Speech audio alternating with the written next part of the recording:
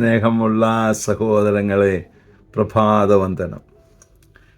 ഇന്നത്തെ സുവിശേഷത്തിൽ ഈശോ സുവിശേഷം പ്രസംഗിച്ചുകൊണ്ടിരിക്കുമ്പോൾ അമ്മയും സഹോദരരും ഈശോയെ കാണാൻ വരുന്നു എന്നുള്ള ഒരു വാർത്ത അല്ലെങ്കിൽ ഒരു കാര്യം ഈശോയോട് പറയുകയാണ്.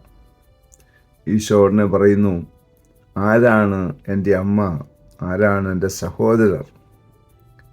ഇതൊക്കെ മറ്റു വിഭാഗങ്ങൾ വലിയ പ്രശ്നങ്ങളാക്കി എടുത്തിരിക്കുന്ന സുവിശേഷമാണ്. എന്നാൽ ഇവിടെ ഈശോ അടിവരയിട്ട് ഉറപ്പിച്ച് തരുന്ന ഒരു കാര്യം, ആരൊക്കെയാണോ വചനമനുസരിക്കുന്നത് അവരൊക്കെ എൻ്റെ അമ്മയും സഹോദരങ്ങളുമാണ്, നമ്മളൊരു കുടുംബത്തിൽപ്പെട്ടവരാണ് എന്ന് ഈശോ പറയുകയാണ്. സ്നേഹമുള്ള സഹോദരങ്ങളെ, നിന്നോട് പറഞ്ഞിരിക്കുന്ന ശുശ്രൂഷ നീ വേണ്ട രീതിയിൽ ചെയ്യുകയാണെങ്കിൽ പരിശുദ്ധി അമ്മയും സകല വിശുദ്ധന്മാരും നിന്നോടൊപ്പം ഉണ്ടാവും. അങ്ങനെയുള്ള ഒരു ജീവിതം നയിക്കുവാൻ നമുക്കേവർക്കും സാധിക്കട്ടെ.